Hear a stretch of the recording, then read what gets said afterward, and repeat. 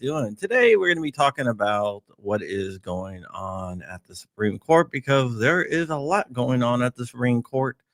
And we just got a few different orders today dealing with some Second Amendment cases. So, we're going to go ahead and jump right into it and get into the news.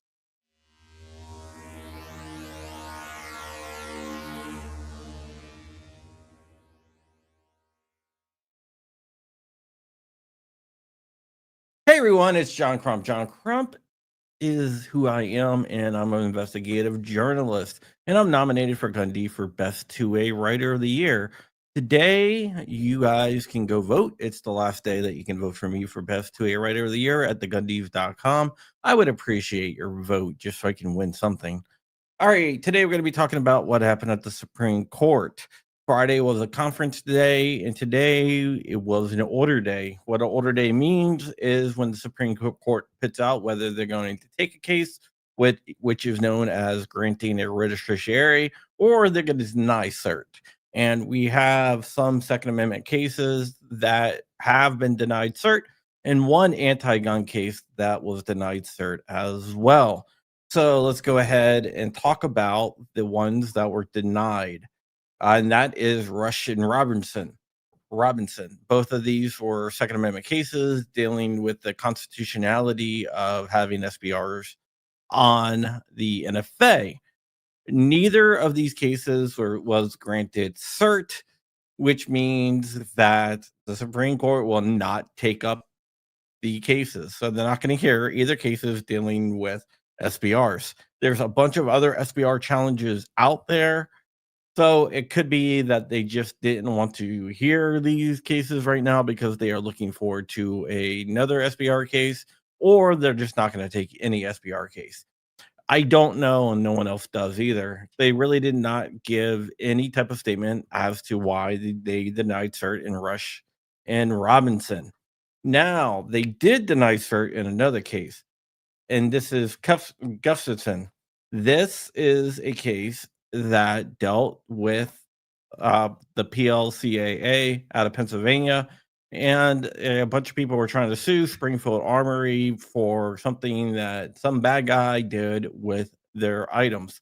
The Pennsylvania Supreme Court threw it out, stating that it violates PLCAA. The anti-gun groups led by Brady and also I think Giffords and some other anti-gun groups tried to intervene in this case, and they actually backed this case. So that was denied cert, which is a good thing because if they would have got granted cert and they would have won at the Supreme Court, it would have really defamed PLACA, which protects the gun industry from being sued over things that bad people do with their tools. So that is a good step in the right direction on that. The other two cases that they did not take kind of sucks, but they didn't take this case either. That leaves Duncan, Veramontes, and Gators out there. Those three cases, Duncan, for example, deals with magazine restrictions in California, but the are relisted, which means that the Supreme Court has not decided whether to grant or deny cert in those cases. So we're going to have to wait a little bit longer to see if the Supreme Court is going to take up those cases. They're going to have to be relisted and everything else. So the earliest that we're going to know anything on those cases is I don't know because this was the last order date for this month. So the next order date right here, order is on the 26th of January. So we might get something then, but we're not going to get anything right now. We're going to have to see exactly what the Supreme Court does. The Supreme Court might be okay with keeping SBRs on the NFA, or they don't have the right challenge that they want. You got to remember, Kavanaugh wants a assault weapons case, but he wants the one that he wants. He wants a specific one. So we're going to get that, and we just don't know when or what case it's going to be. But I do agree that the Supreme Court is probably not going to wholesale get rid of the NFA. I could see them going after suppressors, SPRs, and SBSs, and AOWs actually. Everything that has a $0 tax stamp, I can see those getting removed from the NFA. I I don't foresee any future where the machine guns and destructive devices are going to come off the NFA. I just don't see that as realistic with the makeup of the court right now.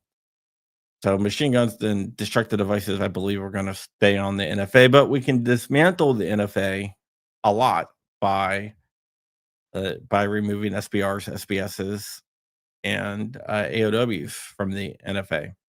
But destructive devices and machine guns, it's going to take a wholesale change in the court to get rid of that. I don't see that happening for the next generation or so, if even then. So we're gonna have to see what happens.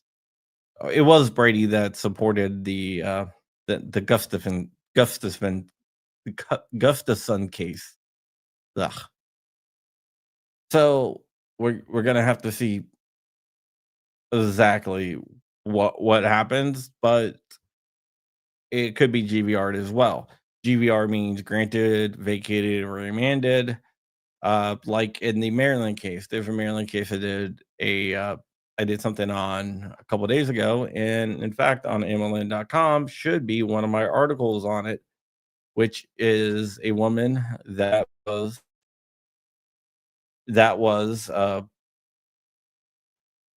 arrested for using her gun in self-defense in Maryland. That's Gardner versus Maryland. And 12 senators asked the Supreme Court to grant cert in that, and that deals with nationwide reciprocity.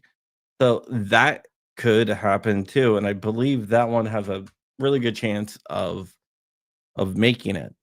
So we're just gonna have to wait and see what they grant, but uh, unfortunately, 2 cases got dismissed. I figured that they were gonna get dismissed, and one of the cases that got dismissed, the 3rd case, is one that actually helps us because it keeps PLACA alive. So there we go.